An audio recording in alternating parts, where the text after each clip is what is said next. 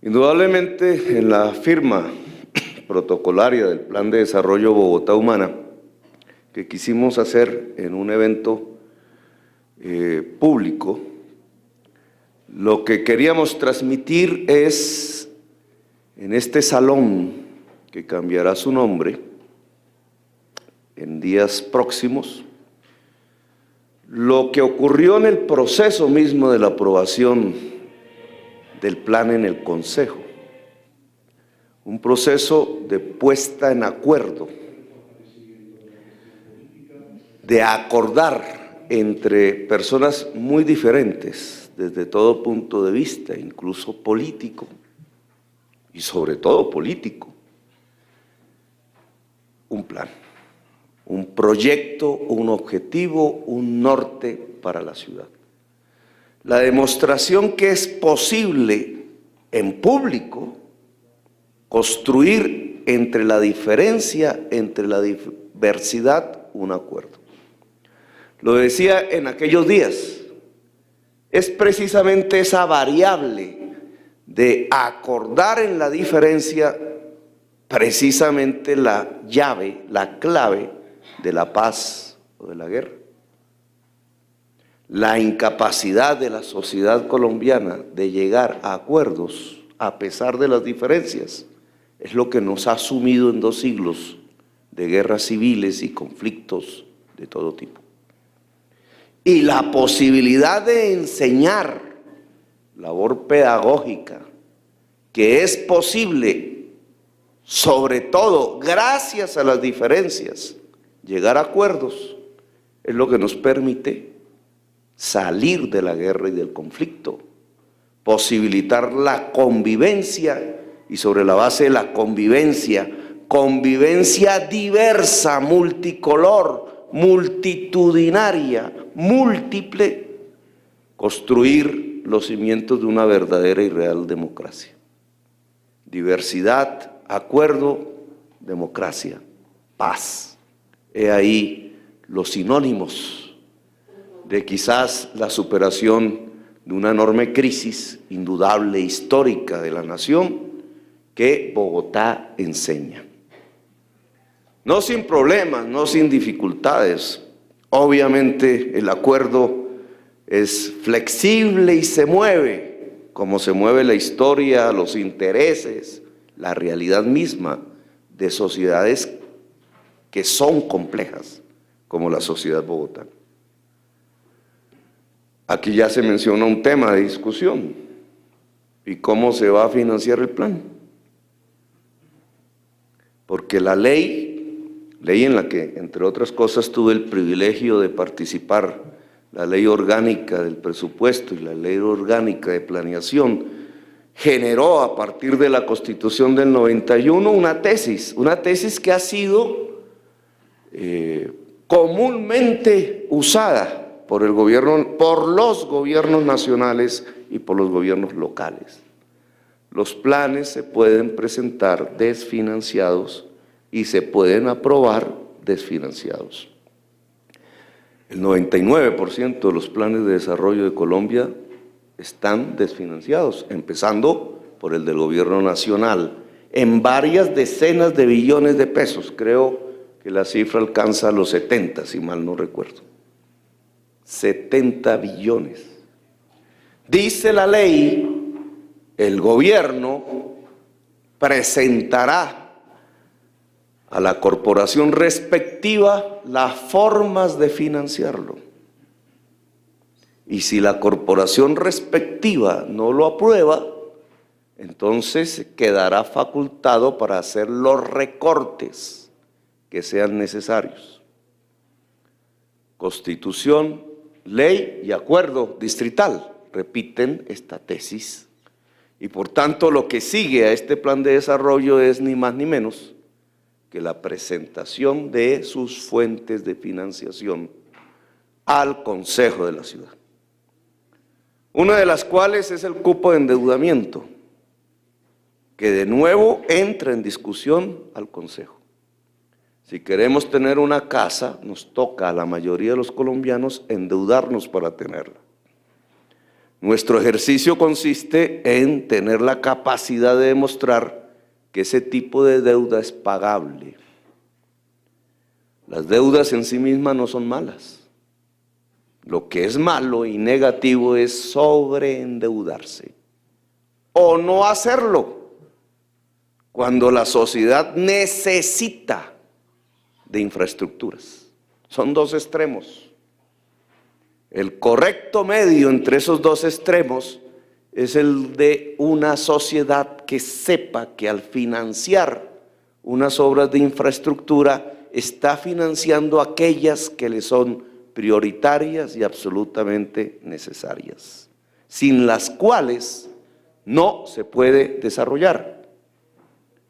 Y aquí nosotros hemos presentado dos grandes paquetes de infraestructura en el Plan Bogotá Humana.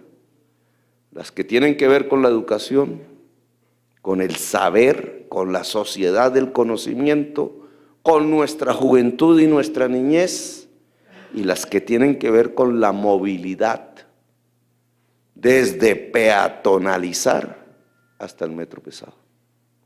Son necesarias, son pertinentes. ¿Puede esta sociedad bogotana decir que necesita ya dar un gran salto en la educación? Es impertinente esa frase. Poder saltar no solamente en infraestructuras, sino en contenidos, en lo que es el reto para las sociedades del siglo XXI, la sociedad del saber. O, de otra parte, será impertinente plantear que la sociedad bogotana necesita saltar hacia adelante en las infraestructuras de la movilidad. Dos grandes temas que este plan pone en discusión pública y en discusión del Consejo de la Ciudad, no solamente por la aprobación de los diferentes proyectos, sino por la necesidad de su financiación.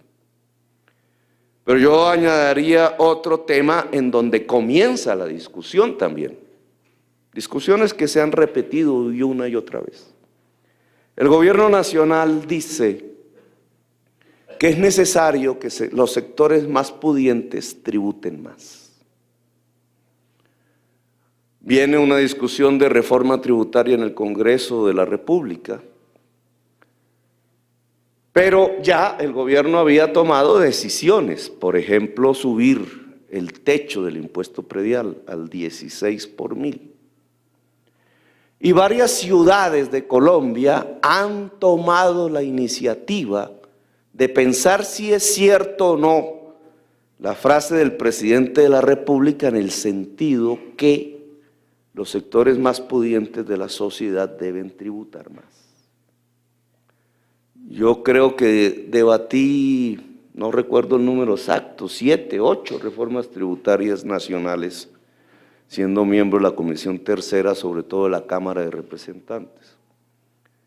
Siempre las mismas discusiones, el mismo debate. Generalmente las discusiones versaban en cómo generalizar el IVA y cómo generar exenciones a los sectores más pudientes de la sociedad.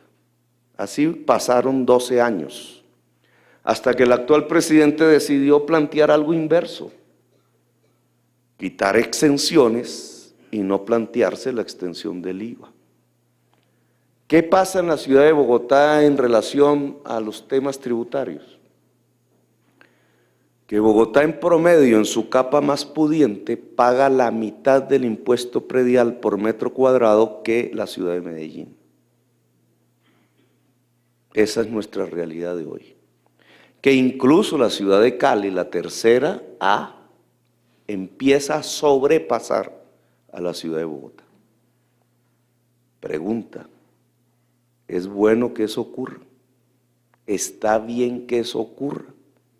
Ante las necesidades de los sectores más humildes, los excluidos, o incluso de las necesidades de la mayoría de la ciudad de Bogotá, de los habitantes de la ciudad de Bogotá, ¿es pertinente tener un sistema tributario regresivo?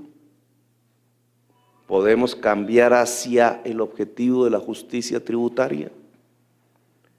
entre cupo de endeudamiento y justicia tributaria en la ciudad puede dar un paso formidable hacia superar la segregación social, por la vía de la educación incluso, como lo hemos afirmado en el plan que acabamos de firmar.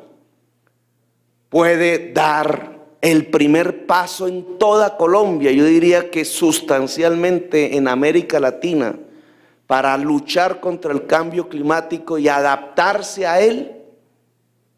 Ayer leía en El Tiempo, creo, no hoy la noticia somos nosotros, pero ayer la noticia era América Latina, un informe sobre los costos que el cambio climático trae para nuestra región en el planeta.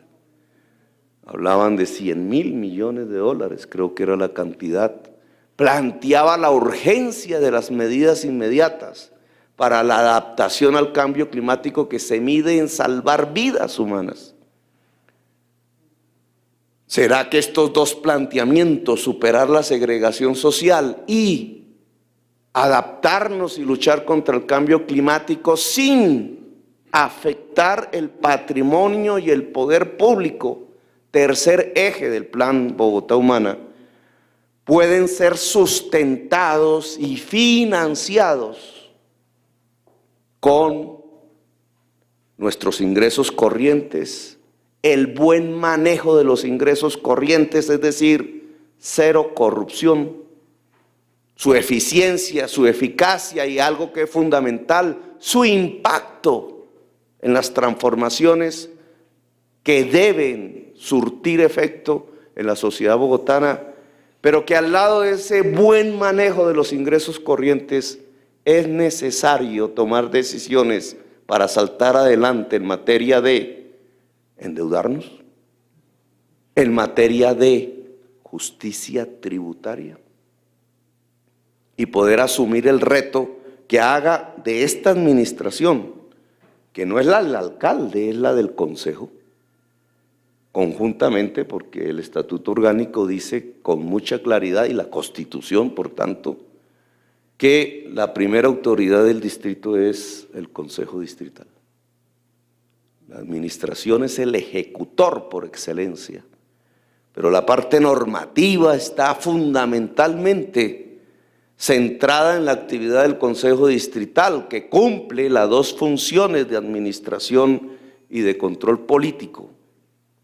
Si en esa realidad institucional ambos, Consejo y Alcaldía, pueden acometer vía acuerdo a pesar de las divergencias el reto fundamental de financiar el plan que acabamos de firmar y que ustedes aprobaron en muchos debates, porque lo fueron y bastantes y profundos, la inmensa mayoría, si somos capaces de volver realidad las letras, las frases, las palabras que escritas en un discurso se tornan en la bandera fundamental de la sociedad bogotana en los próximos 4 años. Creo que el reto fundamental no es simplemente aprobar el plan.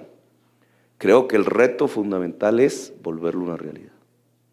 Porque volverlo una realidad significa que dimos un paso enorme y fundamental en superar una crisis que es una crisis de la ciudad, una crisis de modelo, de concepción de la ciudad que aflora por muy diversos fenómenos y situaciones en nuestra propia cara. Volver realidad el Plan Bogotá Humana ya, esa es nuestra obsesión hoy. Eso implica no solamente financiación, sino capacidad de ejecución, capacidad de riesgo, he dicho, ante la opinión pública, porque cambiar las cosas no es un asunto de inercias. Cambiar las cosas es un asunto de riesgos personales, claro que institucionales, pero que son absolutamente imprescindibles. Esta mañana firmamos como testigo un acuerdo entre el Jardín Botánico de Bogotá y el Jardín Botánico de Berlín, el más importante del mundo. Acuerdo técnico, vino una delegación del gobierno y de la Academia Alemana. Y recordábamos allí precisamente la labor que un alemán cumplió en estas tierras, el señor de Humboldt, que es muy importante incluso en todo el centro de Berlín. Él y su hermano llenan de monumentos el centro mismo de Berlín, allí por donde pasaba el muro. El barón de Humboldt vino aquí, paseó, trabajó intensamente, caminó los páramos, descubrió la flora, intuyó lo que era la naturaleza, escribió, guardó la colección, etc. Hoy Humboldt revive, porque hoy lo necesitamos. En ese acuerdo entre los dos jardines botánicos simbólico, la República Alemana y sus instituciones académicas nos dicen: oiga, necesitamos investigar a profundidad los páramos. Por alguna razón, lo dijo un profesor insigne, por alguna razón esta ciudad depende, sus 8 millones de habitantes, los 10 millones de la región, dependen exclusivamente de algo simple, pero absolutamente inestable. Dependen exclusivamente en sus vidas, en nuestras vidas, que llueva en los páramos. Si no llueve en los páramos, no es posible la ciudad de Bogotá. Y los profesores, los expertos, allí estaba nuestra secretaria del Medio Ambiente, hacían una pregunta que hoy no tiene respuesta científica. ¿Por qué llueven los páramos? Imagínense en que la frase más simple, la que condiciona la estabilidad de la vida humana en esta región, depende de algo que no sabemos a ciencia cierta por la ciencia. ¿Por qué llueven los páramos? Si deja de llover, no hay ciudad de Bogotá. No hay agua que llegue a esta región, que tomemos, que utilicemos, la derrochemos o no la derrochemos, que no provenga de la lluvia que cae en los páramos. Cuidar ese agua, cuidar que siga lloviendo, saber científicamente el cambio climático, cómo puede provocar el cese de la lluvia en los páramos, afectándonos durísimamente. Cambiar el ordenamiento territorial, eso que llamamos adaptarnos al cambio climático para preservar la vida. Esta mañana hacía revivir en sus planteamientos al señor de Humboldt. Aún hoy hay funcionarios públicos que demandan judicialmente, jurídicamente a la ciudad de Bogotá porque quiere defender el agua. Aún hoy no entendemos de la importancia de cuidar el agua. Aún hoy hacemos pesar más el interés particular del que necesita el agua para construir extensivamente, sin importar si los desechos de la industria o de la nueva vivienda van a caer sobre el único agua que se toman 8 millones de bogotanos y otros. Aún hoy se debate eso, y por eso aún hoy las palabras escritas en ese plan de desarrollo son absolutamente importantes y contundentes. No es un problema ni de privatización ni de improvisación. Si queremos cuidar la vida en este territorio, tenemos que cuidar el agua, tenemos que adaptar la ciudad al cambio climático, y eso implica transformaciones sociales, cambios en las inercias que tenemos administrativas, cambios incluso en las políticas y las normas, saltos hacia adelante que nos implican incluso sacrificios económicos, cambios en el talante de quienes dirigimos la ciudad de Bogotá desde el punto de vista político y administrativo, acuerdos en medio de la diversidad para defender lo fundamental. Y lo fundamental es la vida. No se entendería un acuerdo sobre lo fundamental si no estuviera en el primer plano y en el primer eje la defensa de la vida.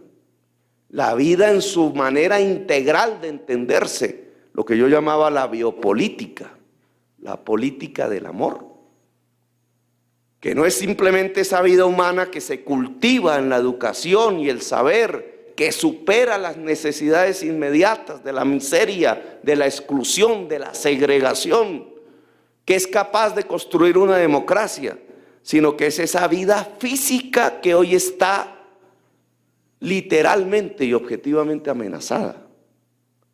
La vida de los seres humanos, la vida de los seres sensibles, vegetales y animales, la vida misma en nuestro entorno.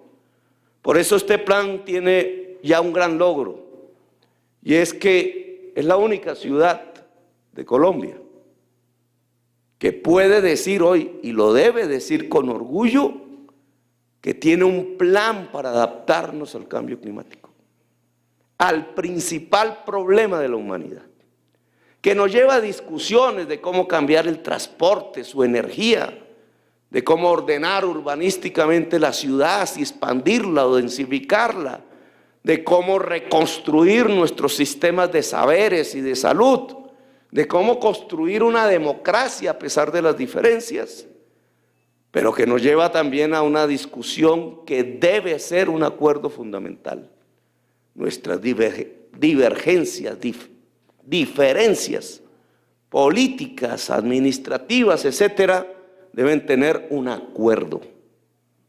Deben terminar en un acuerdo, no en una disolución como sociedad. Y ese acuerdo debe tener un eje vertebral, o como Álvaro Gómez Hurtado llamara, fundamental: la vida de toda la humanidad que habita en el territorio de la Sabana de Bogotá. Así que las discusiones que están por venir, bienvenidas sean. La primera de ellas, cómo volvemos realidad el plan, que implica voluntad e implica dinero. El plan para conseguir el dinero será presentado al Consejo de la Ciudad en los próximos días. Y el plan para construir la voluntad creo que están dando. Y que esta reunión, con la presencia de todas y todos ustedes, de diferentes matices, religiones, razas, géneros, hombres y mujeres, acaba el Consejo de aprobar la Secretaría de la Mujer, que ya haremos otro acto para poder firmarlo, inaugurando una política que ojalá sea la principal de la superación de la segregación, como que la mujer, siendo mayoría poblacional, es discriminada en forma general por la sociedad del hombre, y aquí tendremos ya toda una oportunidad de salvarnos y salir de ese tipo de política discriminatoria.